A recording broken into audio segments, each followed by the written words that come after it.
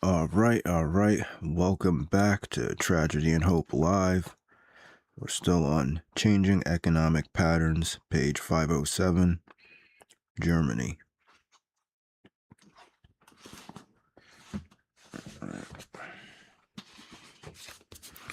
While Britain passed through the stages of capitalism in this fashion, Germany was passing through the same stages in a different way.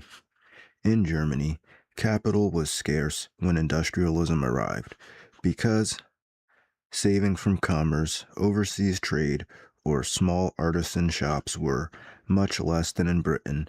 The stage of owner management was relatively short. Industry found itself dependent upon banks almost at once. These banks were quite different from those in England, since they were mixed and not divided into separate establishments for different banking functions. The chief German credit banks, founded in the period 1848 to 1881, were at the same time savings banks, commercial banks, promotion and investment banks, stockbrokers, safety deposits, and so on. Their relationship to industry was close and intimate from the creation of the Darmstadter Bank in 1853. These banks floated securities for industry by granting credit to the firm, taking securities in return. These securities were then slowly sold to the investing public as the opportunity offered, the bank retaining enough stock to give it control and appointing its men as directors of the enterprise to give that control final form. The importance of the holdings of securities by banks can be seen from the fact that in 1908 the Dresdner Bank was holding 2 billion marks worth. The importance of interlocking directorates can be seen from the fact that the same bank had its directors on the boards of over 200 industrial concerns in 1913. In 1929, at the time of the amalgamation of the Deutsche Bank and the Diskonto Gesellschaft, the two together had directorships in 660 industrial firms and held the chairmanship of the board of 192 of these.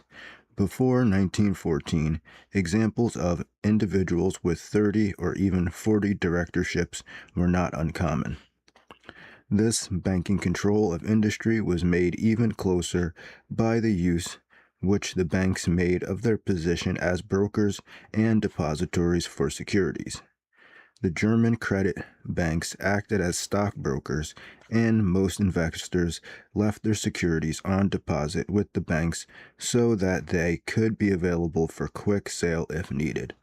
The banks voted all this stock for directorships and other control measures, unless the owners of the stock expressly forbade it, which was very rare.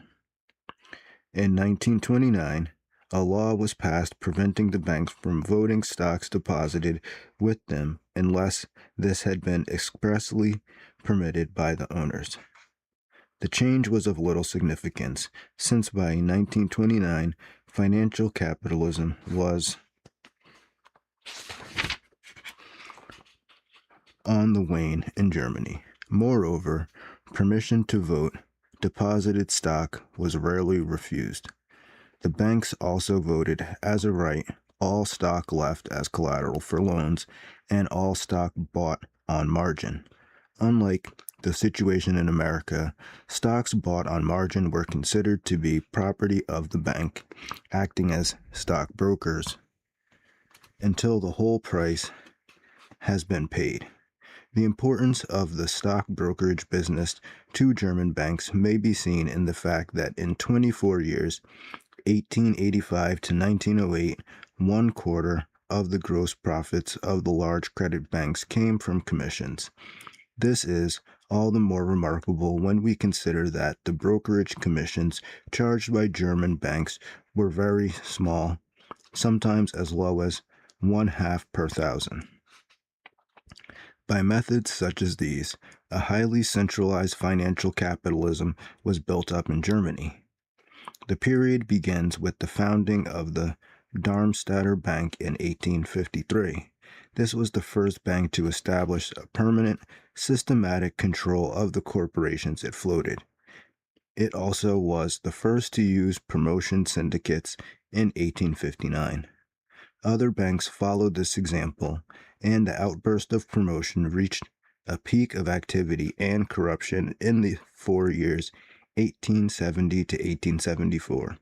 In these 4 years, 857 stock companies with $3,800,000,800,000 of assets were floated, compared to 295 companies with 2,400,000,000 in assets in the preceding 19 years, 1851 to 1870.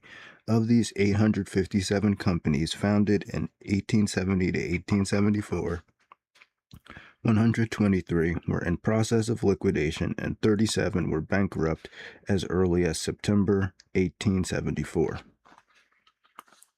These excesses of financial capitalist promotion led to a governmental investigation which resulted in a strict law regulating promotion in 1883. This law made it impossible for German bankers to make fortunes out of promotion and made it necessary for them to seek the same ends by consolidating their control of industrial corporations on a long-term basis. This was quite different from the United States, where the absence of any legal regulation of promotion previous to the SEC Act of 1933 made it more likely that investment bankers would seek to make short-term killings from promotions rather than long-term gains from control of industrial companies. Another result is to be seen in the relatively sounder financing of German corporations through equity capital rather than through the more burdensome but promote-favored method of fixed interest bonds. Financial capitalism of Germany was at its peak in the years just before 1914. It was controlled by a highly centralized oligarchy. At the center was the Reichsbank, whose control over the other banks was relatively weak at all times. This was welcomed by the financial oligarchy, for the Reichsbank, although privately owned, was controlled by the government to a considerable degree. The weakness of the Reichsbank's influence over the banking system arose from the weakness of its influence over the two usual instruments of central banking. Control: the rediscount rate and the open market operations. The weakness of the former was based on the fact that only other banks rarely came to the Reichsbank for rediscounts and usually had a discount rate below that of the Reichsbank. A law of 1899 tried to overcome this weakness by forcing the other banks to adjust their discount rates to that of the Reichsbank, but it was never a very effective instrument of control. Open market control was also weak because of an official German reluctance to speculate in government securities and because the other banks were more responsive to the conditions of their portfolios of commercial paper and securities than they were to the size of their gold reserves. In this, they were like the French rather than the British banks. Only in 1909 did the Reichsbank begin a deliberate policy of control through open market operations, and it was never effective. It was ended completely from 1914 to 1929 by the war, the inflation, and the restrictions of the Dawes Plan. Because of these weaknesses of the Reichsbank, the control of German financial capitalism rested in the credit banks.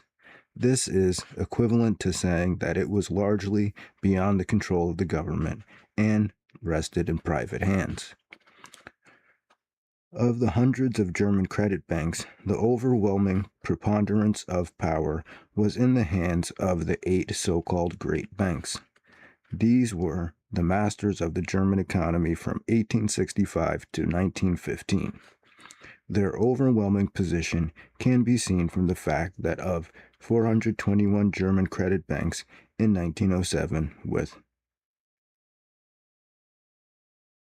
13 billion 204 million marks of capital, the 8 great banks held 44% of the total capital of the group. Moreover, the position of the great banks was better than this because of the great banks controlled numerous other banks. In consequence, Robert Franz, editor of Der Deutsche Ökonomist, estimated in 1907 that the 8 great banks controlled 74% of the capital assets of all 421 banks. This power of financial capitalism in Germany was badly shaken by the First World War. In theory, more than in fact, it was fatally injured by the post-war inflation and subjected completely by the Depression by the actions of Hitler after 1933. The turning point from financial to monopoly capitalism was in the year or so following the end of the inflation, 1924. In that year, the inflation was ended, cartels were given a special legal status with their own cartel court to settle disputes, and the greatest creation of financial control ever constructed by German financial capitalism collapsed. Inflation ended in November 1923. The cartel decree was in November 2nd, 1923. The great control structure was the Steins Combine, which began to fall apart at the death of Hugo Steins in April 1924. At that time, Steins had complete control of 107 large enterprises, mostly heavy industry and shipping, and had important interest in about 4,500 other companies. The attempt and failure of Steins to turn this structure of financial controls into an integrated monopoly marks the end of financial capitalism in Germany. To be sure, the great need for capital on the part of German industry in the period 1924, since so much of German savings was wiped out by the inflation, gave a false afterglow to the setting sun of German financial capitalism. In 5 years, billions of marks were supplied to German industry through financial channels from loans made outside Germany. But the Depression of 1929 to 1934 revealed the falsity of this appearance. As a result of the Depression, all the great banks but one had to be rescued by the German government, which took over their capital stock in return. In 1937, these banks that had come under government ownership were re-privatized, but by that time, industry had largely escaped from financial control.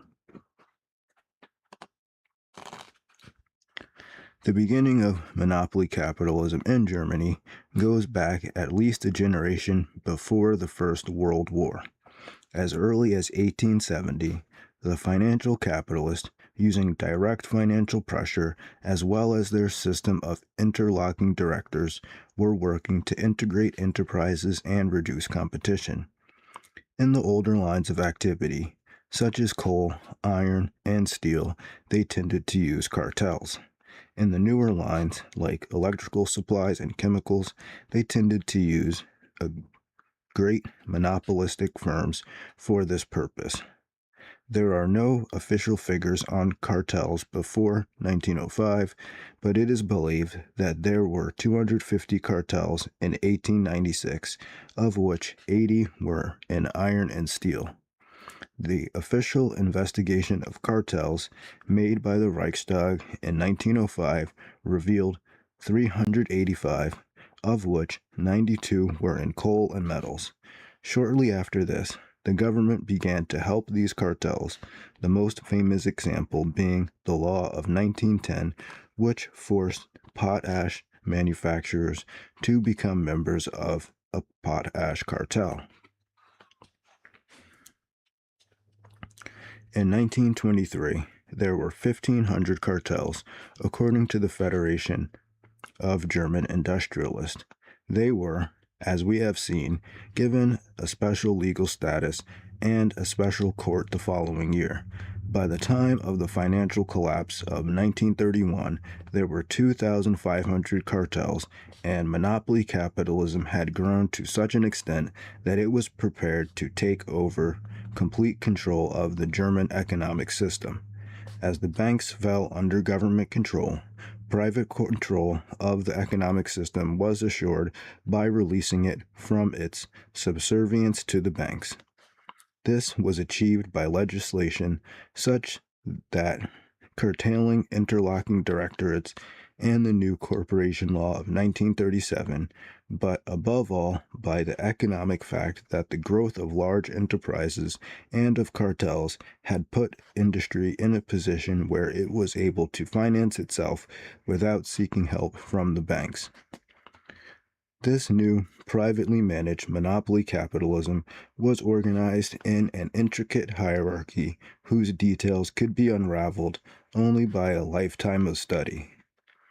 The size of the enterprises had grown so big that in most fields, a relatively small number were able to dominate the field. In addition, there was a very considerable amount of interlocking directorates and ownership by one corporation of the capital stock of another.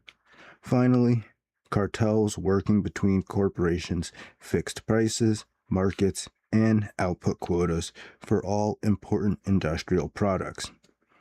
An example of this, not by any means the worst, could be found in the German coal industry in 1937. There were 260 mining companies. Of the total output, 21 companies had 90%, 5 companies had 50%, and 1 company had 14%.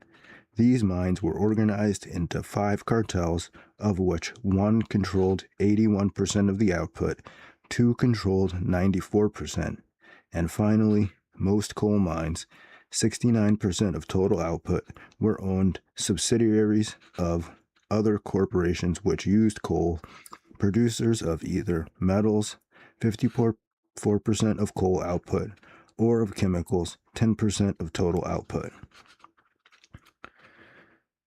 Similar concentration existed in most other lines of economic activity. In ferrous metals, 1929, 3 firms out of 26 accounted for 68.8% of all German pig iron production. 4 out of 49% produced 68.3% of all crude steel. 3 out of 59 produced 58% of all rolling mill products. In 1943, 1 firm, United Steel Works, produced 40% of all German steel production, while 21 firms produced over 90%. Competition could never exist with concentration as complete as this, but in addition, the steel industry was organized into a series of steel cartels, one for each product. These cartels, which began about 1890, by 1930 had control of 100% of the German output of ferrous metal products. Member firms had achieved this figure by buying up the non-members in the years before 1930. These cartels managed prices, production, and markets within Germany, enforcing their decisions by means of fines or boycotts. They were also members of the International Steel Cartel, modeled on Germany's steel cartel and dominated by it. The International Cartel controlled 2/5 of the world's steel production and 5/6 of the total foreign trade in steel. The ownership of iron and steel enterprises in Germany is obscure but obviously highly concentrated. In 1932, Friedrich Flick had a majority ownership of Glessen Kirchner Bergwerk, which had a majority of control of the United Steelworks. He sold his control to the German government for 167% of its value by threatening to sell it to a French firm. After Hitler came into power, this ownership by the government was reprivatized so that government ownership was reduced to 25%. Four other groups had 41% among them, and these were closely interwoven. Flick remained as director of United Steelworks and was chairman of the board of four great steel combines. In addition, he was director or chairman of the board in 6 iron and coal mines, as well as of numerous other important enterprises. It is very likely that the steel industry of Germany in 1937 was controlled by no more than 5 men, of whom Flick was the most important.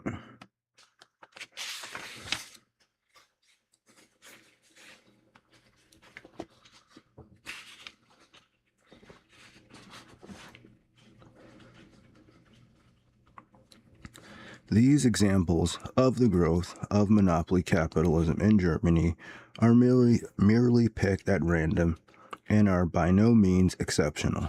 Another famous example can be found in the growth of IG Farben industry, the German chemical organization. This was formed in 1904 of 3 chief firms and grew steadily until after its last reorganization in 1926.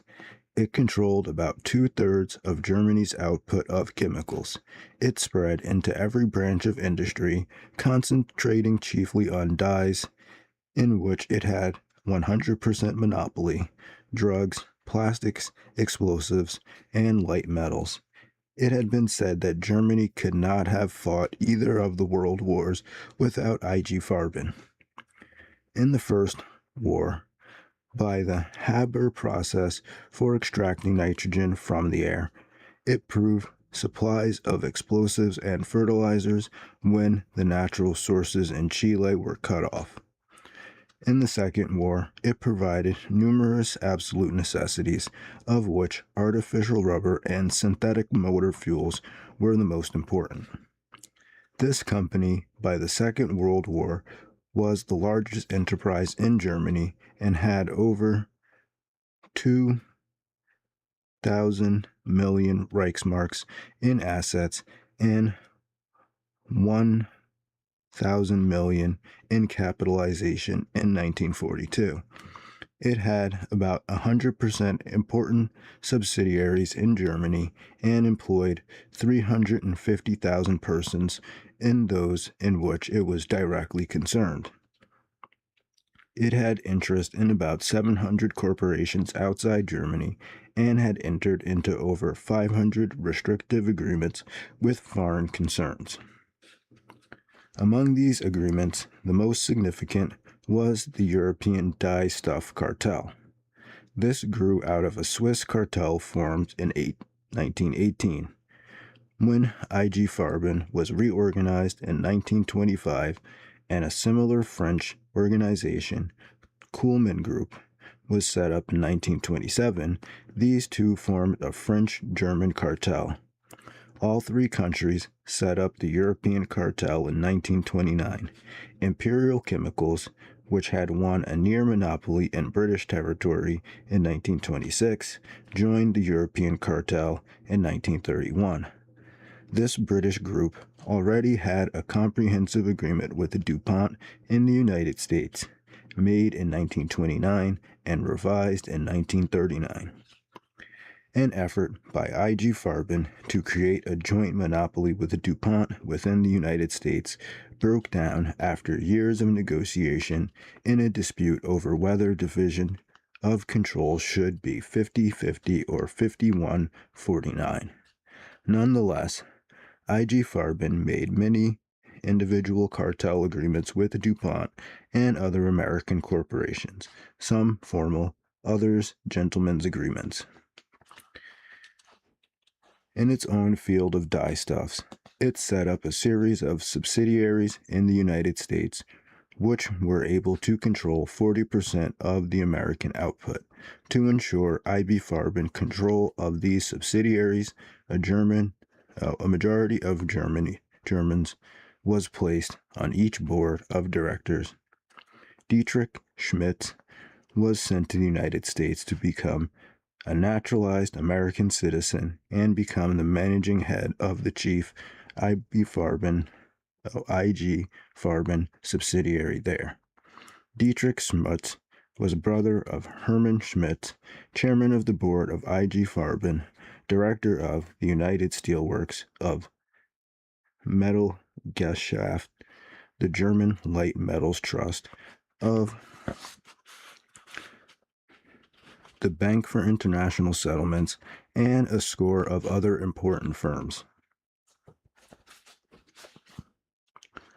This policy of penetration into the United States was also used in other countries. So see, that's like the indirect rule stuff.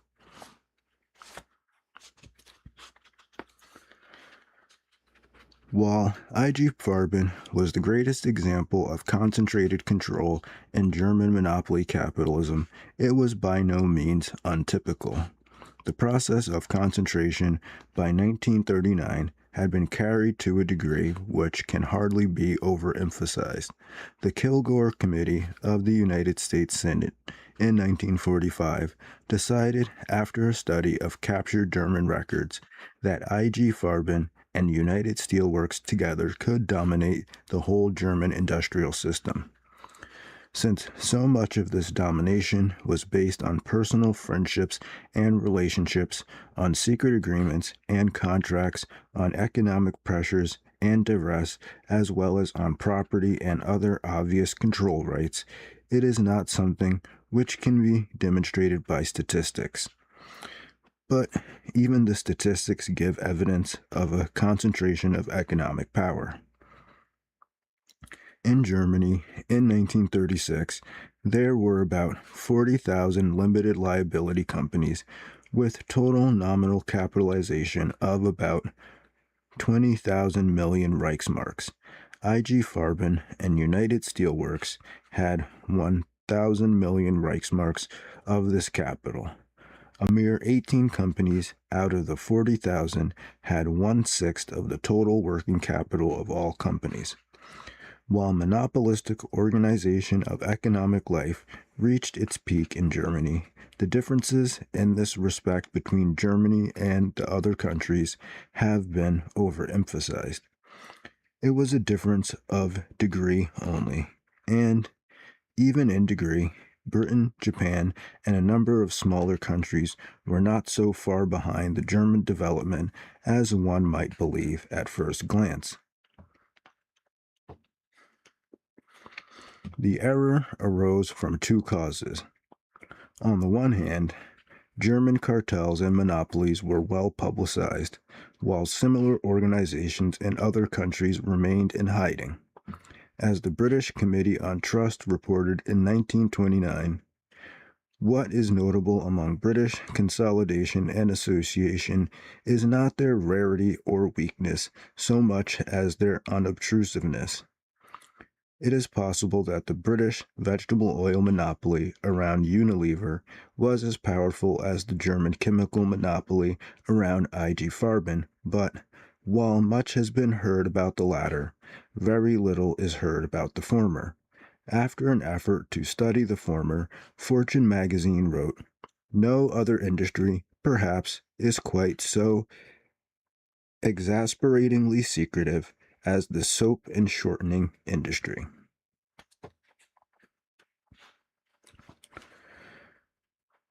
On the other hand, German monopolistic organizations have built up disfavor because of their readiness to be used for nationalistic purpose. German cartel managers were patriotic Germans first and businessmen seeking profits and power second. In most other countries, especially the United States, monopoly capitalists are businessmen first and patriots later. As a result, the goals of German cartels were as frequently political as economic.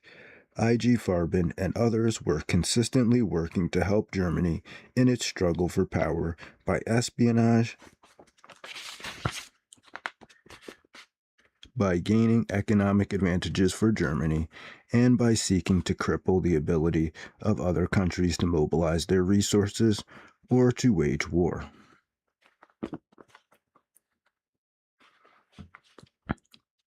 This difference in attitude between German and other capitalists became increasingly evident by the 1930s.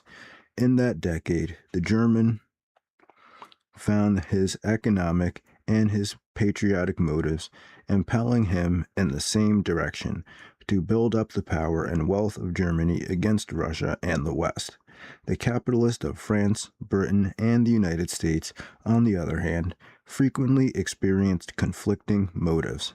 Bolshevism presented itself as an economic threat to themselves at the same time that Nazism presented itself as a political threat to their countries. Many persons were willing to neglect or even increase the latter threat in order to use it against the former danger. This difference in attitude between German and other capitalists arose from many causes. Among these were a contrast between German tradition of national economy and the Western tradition of laissez-faire. B. The fact that the World Depression caused the threat of social revolution to appear before Nazism rose as a political danger to the West. C. The fact that cosmopolitan financial capitalism was replaced more rapidly by nationalist monopoly capitalism in Germany than in the West. And D. The fact that many wealthy and influential persons like Montague Norman, Ivar Kruger, Basil Zarhoff, and Henry Dieterding directed public attention to the danger of Bolshevism while maintaining a neutral or favorable attitude towards Nazism. The impact of the war on Germany was quite different from its effects on most other countries. In France, Britain, and the United States, the war played a significant role in demonstrating conclusively that economic stagnation and underdevelopment of resources were not necessary and could be avoided if the financial system was subordinated to the economic system. In Germany, this was not necessary, since the Nazis had already made this discovery in the 1930s. On the other hand, the destruction of the war left Germany with a large task to do: the rebuilding of the German industrial plant. But since Germany could not get to that task until it had its own government, the masses of Germans suffered great hardships in the 5 years 1945 to 1950, so that by the time the proper political conditions arrived to allow the task of rebuilding, these masses of German labor were eager for almost any job and were more concerned with making a living wage than they were with seeking to raise their standards of living. This readiness to accept low wages, which is one of the essential features of the German economic revival, was increased by the influx of surging millions of poverty-stricken refugees from the Soviet-occupied East. Thus, a surplus of labor, low wages, experience in unorthodox financial operations, and an immense task to be done all contributed to the German revival.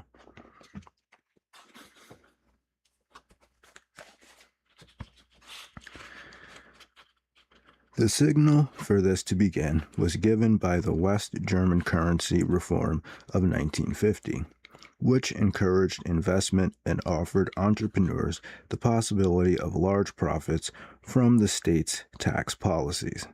The whole developed into a great boom when the establishment of the European Common Market of 7 Western European states offered Germany a mass market for mass production, just as the rebuilding of German industry was well organized. The combination of low wages, a docile labor force, new equipment, and a system of low taxes on producers, plus the absence of any need for several years to assume the expense of defense expenditures, all contributed to make German production costs low on the world's markets and allowed Germany to build up a flourishing and profitable export trade. The German example was copied in Japan and Italy, and on a different basis in France, with the result that the common market area enjoyed a burst of economic expansion and prosperity, which began to transform Western European life and to raise most of its countries to a new level of mobility and affluence such as they had never known before. One result of this was the development of what had been backwards areas within these countries, most notably in southern Italy, where the boom caught on by 1960. The only area within the common market where this did not occur was in Belgium, which was hampered by obsolescent equipment and domestic social animosities, while in France, the boom was delayed for several years by the acute political problems associated with the death of the Fourth Republic, 1958.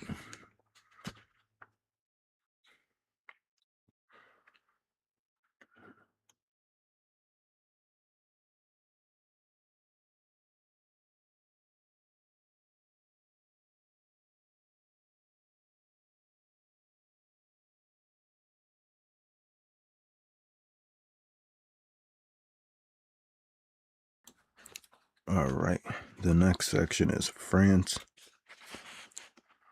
It's on page 515. Financial capitalism lasted longer in France than in any other major country. The roots of financial capitalism there, like Holland, but unlike Germany, go back to the period of commercial capitalism which preceded the Industrial Revolution. These roots grew rapidly in the last half of the 18th century and were well established with the founding of the Bank of France in 1800. At that date, financial power was in the hands of about 10 or 15 private banking houses whose founders, in most cases, had come from Switzerland in the second half of the 18th century. These bankers, all Protestant, were deeply involved in the agitations leading up to the French Revolution. When the revolutionary violence got out of hand, they were the chief forces behind the rise of Napoleon, whom they regarded as a restorer of order. As a reward for this support, Napoleon in 1800 gave these bankers a monopoly over French financial life by giving them control of the new Bank of France.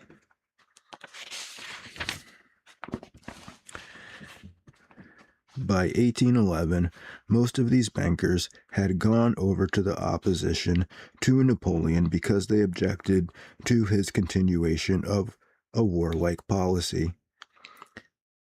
France at that time was still in the stage of commercial capitalism, and constant war was injurious to commercial activity. As a result, this group shifted its alliance from Bonaparte to Bourbon and survived the change in regime in 1815. This established a pattern of political agility which was repeated with varying success in subsequent changes of regime. As a result, the Protestant bankers, who had controlled financial life under the First Empire, were still the main figures on the board of regents of the Bank of France until the reform of 1936. Among these figures, the chief bore the names Mirabaud, Mallet, Neuflize, and Heidinger. In the course of the 19th century, a second group was added to French banking circles. This second group, largely Jewish, was also of non-French origin, the majority Germanic, like Rothschild, Hine, Fold, Stern, and Worms, and the majority of Iberian origin, like Pierre and Mires. Let me put a freaking post-it note there.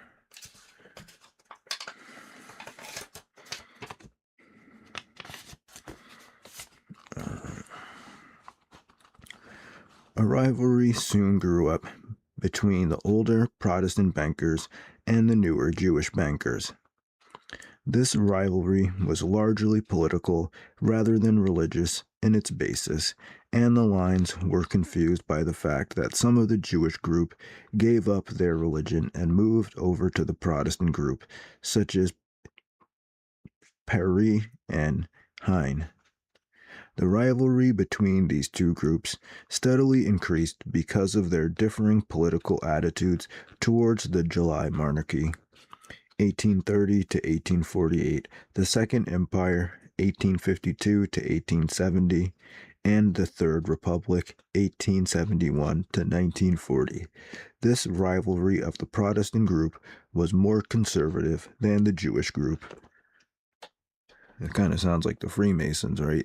Protestants and Jewish bankers working together. The former being lukewarm towards the July monarchy, enthusiastic towards the Second Empire, and opposed to the Third Republic.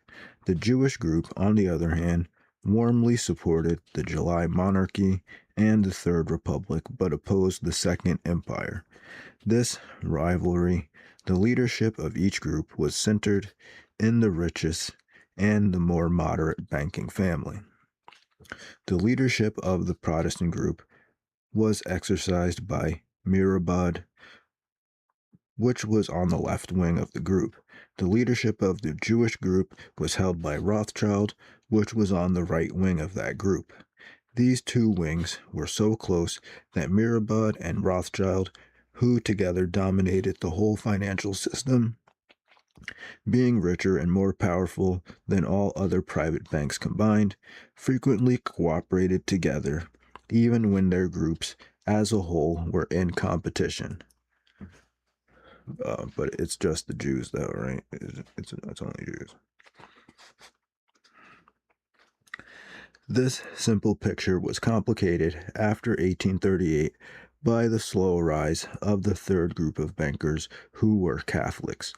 This group, including such names as Demachi, Salieri, Davilier, D. Germany, Pillet Will, Guin, and de Lubersac, rose slowly and late. It soon split into two halves. One half formed an alliance with the Rothschild group and accepted the Third Republic. The other half formed an alliance with the rising power of heavy industry, largely Catholic, and rose with it, forming, under the Second Empire and the early Third Republic, a powerful industrial banking group whose chief overt manifestation was the Comité des Forges, the French steel trust. Thus, there were, in the period 1871 to 1900, three great groups in France. A. The alliance of Jews and Catholics dominated by Rothschild. B. The alliance of Catholic industrialists and Catholic bankers dominated by Schneider, the steel manufacturer. And C. The group of Protestant bankers dominated by Mirabeau. The first of these accepted the Third Republic. The other two rejected the Third Republic. The first waxed wealthy in the period 1870 to 1900, chiefly through its control of the greatest French investment bank, the Banque de Paris et des Pays-Bas, Paribas. This Paribas bloc, by 1906, had a dominant position in French economic and political life. In opposition to Paribas, the Protestant bankers established an investment bank of their own, the Union Parisine in 1904. In the course of the period 1904 to 1919, the Union Parisine Group and the Comité des Forges Group formed an alliance based on their common opposition to the Third Republic and the Paribas Bloc. This new combination we might call the Union Committee Bloc. The rivalry of these two great powers, the Paribas Bloc and the Union Committee Bloc, fills the pages of French history in the period 1884 to 1940. It paralyzed the French political system, reaching the crisis stage in the Dreyfus case and again in 1934 to 1938. It also partially paralyzed the French economic system, delaying the development from financial capitalism to monopoly capitalism and preventing economic recovery from the Depression in the period in 1935 to 1940. It contributed much to the French defeat in 1940. At present, we are concerned only with the economic aspects of this struggle. In France, the stage of commercial capitalism continued much longer than in Britain and did not begin to be followed by industrial capitalism until after 1830. The stage of financial capitalism, in turn, did not really begin until about 1880, and the stage of monopoly capitalism became evident only about 1925. During all this period, the private bankers continued to exist and grow in power. Founded in commercial capitalism, they were at first chiefly interested in government obligations, both domestic and foreign. As a result, the greatest private bankers, like the Rothschilds or Mallets, had intimate connections with governments and relatively weak connections with the economic life of the country. It was the advent of the railroad in the period 1830 to 1870 which changed this situation. The railroads required capital far beyond the ability of any private banker to supply from his own resources. The difficulty was met by establishing investment banks, deposit banks, savings banks, and insurance companies, which gathered the small savings of a multitude of persons and made these available for private bankers to direct wherever he thought fitting. Thus, the private banker became a manager of other persons' funds rather than a lender of his own. In the second place, the private banker now became much more influential and much less noticeable. Now he controlled billions where formerly he controlled millions, and he did it unobtrusively, no longer in the open in his own name, but acting from the background, concealed from public view by the plethora of financial and credit institutions which had been set up to tap private savings. The public did not notice that the names of private bankers and their agents still graced the list of directors of the new financial enterprises. In the third place, the advent of the railroad brought into existence new economic powers, especially in iron making and coal mining. These new powers, the first powerful economic influences in the state free from private banking control, arose in France from an activity very susceptible to government favor and disfavor, the armaments industry. Industrial capitalism began in France, as elsewhere, in the fields of textiles and iron making. The beginning may be discerned before 1830, but the growth was slow at all times. There was no lack of capital, since most Frenchmen were careful savers, but they preferred fixed interest obligations, usually government bonds, to equity capital, and would rather invest in family enterprises than in securities or others of other origin. The use of the corporation form of business organization grew very slowly, although it was permitted by French law in 1807, earlier than elsewhere. Private proprietorships and partnerships remained popular even in the 20th century. Most of these were financed from portfolios and family savings, as in England, where these were successful and increased in size. The owners frequently cut off the growth of the existing enterprise and started one or more new enterprises alongside the old one.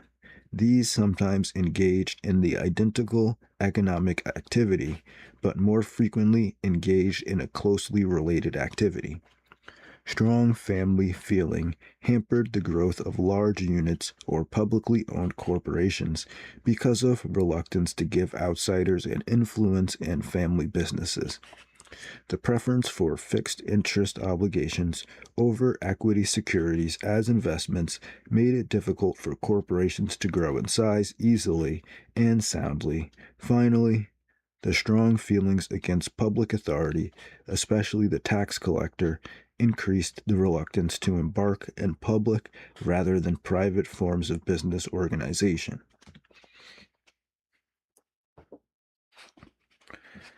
Nonetheless, industry grew, receiving its greatest boost from the advent of the railroad, with its increased demand for steel and coal, and from the government of Napoleon III, 1852 to 1870, which added a new demand for armaments to the industrial market.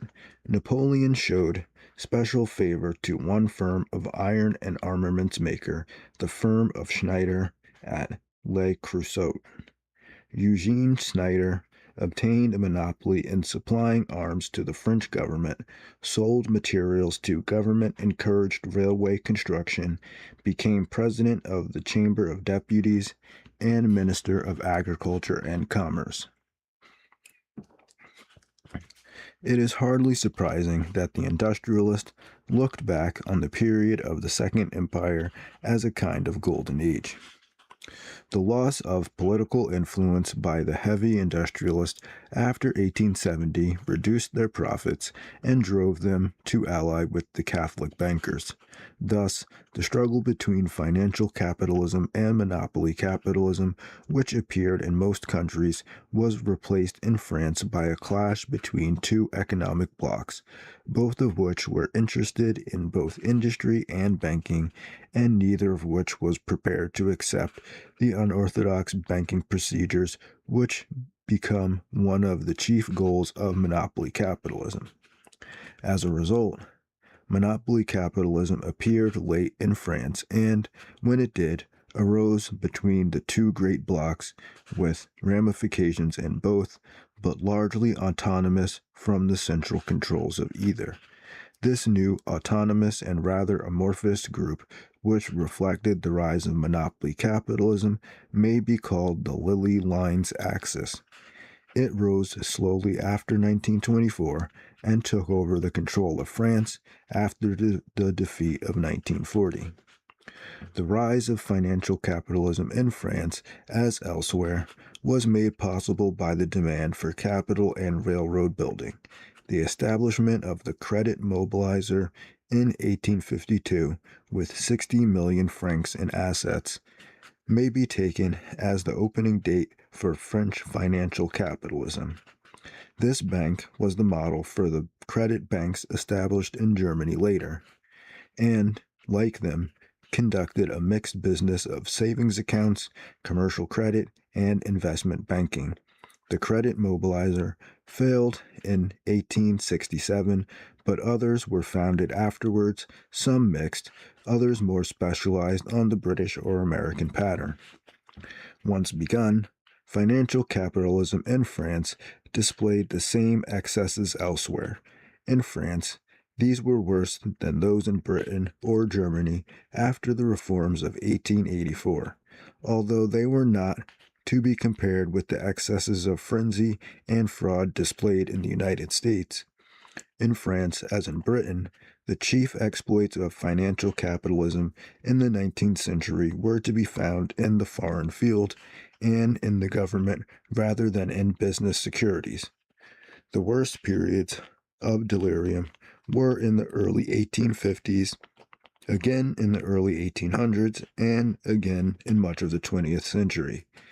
In 1 year of the first period, July 1st, 1854 to July 1st, 1855, no less than 457 new companies with combined capital of 1 billion francs were founded in France.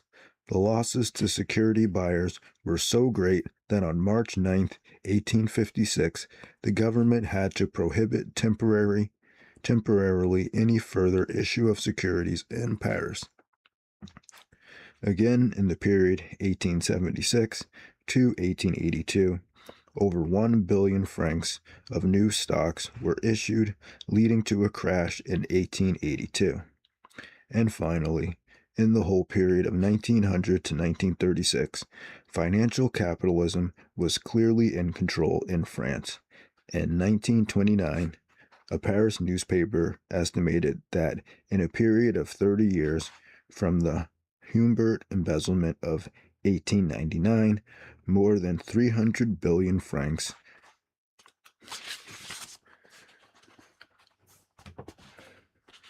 equivalent to the total public and private debt of France in 1929 had been taken from the French people by worthless securities.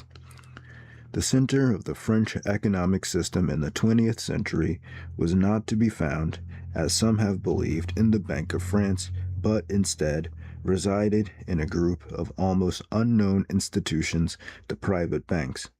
There were over 100 of these private banks, but only about a score were of significance, and even in this restricted group, two, Rothschild and Mirabaud, were more powerful than all the others combined. These private banks were known as the Haut Banks and acted as the high command of the French economic system. Their stock was closely held in the hands of about 40 families, and they issued no reports on their financial activities. They were, with a few exceptions, the same private banks which had set up the banks of France. They were divided into a group of 7 Jewish banks: Rothschild, Stern, Cahen, D. Anvers, Proper, Lazard, Spitzer, and Worms. He says it right here. All right. A group of 7 Protestant banks: Mallet, Mirabaud, Hein, Nusef, Hodinger, Odier, and Vernes, and a group of 5 Catholic banks: Davilier, Lubersac, Lehud, Goldschaud, and Demanchi. All right. By the 20th century, the basic fissure to which we have referred had appeared between the Jews and the Protestants, and the Catholic group had split to ally itself either with the Jews or with the forces of monopolistic heavy industry. Nonetheless, the various groups continued to cooperate in the management of the Bank of France.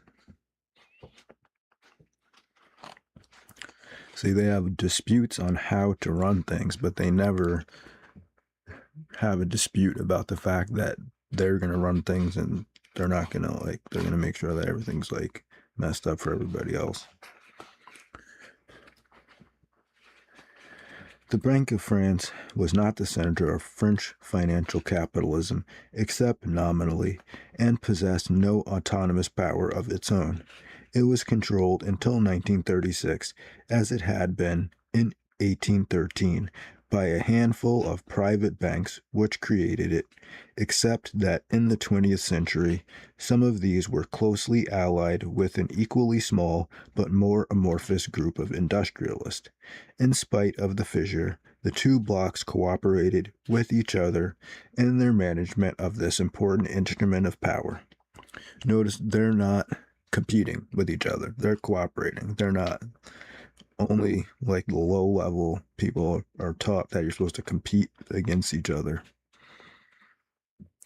The Bank of France was controlled by 40 families, not 200 as frequently stated, because of the provision in the bank's charter that only the 200 largest stockholders were entitled to vote for the members of the Board of Regents, the governing board of the bank.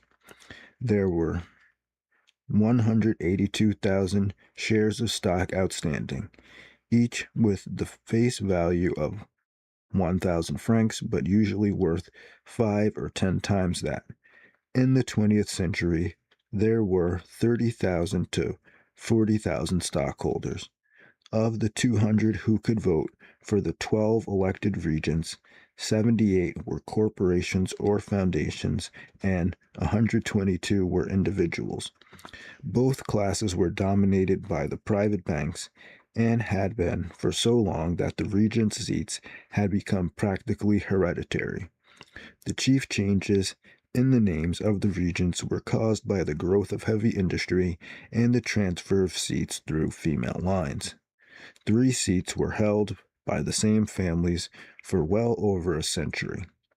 In the 20th century, the names Rothschild, Mallet, Mirabaud, Neuflies, Davilier, Werners, Heidegger, and their relatives were consistently on the Board of Regents.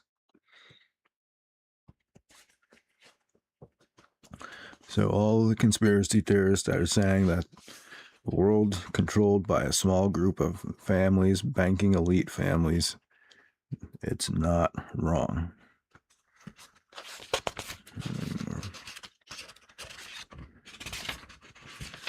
It's just going on with the... All right. I'm just going to stop there. It just goes on. So you can see, I mean, this whole chapter is talking about how it was like a war between the Catholics, the Protestants, and the Jewish bankers on who was going to control the systems of society, even though it also said that they were all working together to make sure that nobody else could, like, get control of anything.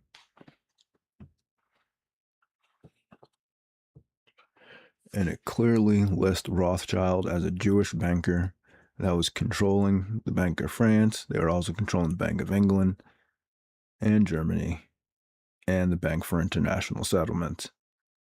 They were like the largest controlling factor pretty much in Europe throughout that whole period that this book's been talking about. So anyway, I'm going to get out of here with that. Thanks for watching if you did. If you didn't, you won't hear this. Have a good day and peace.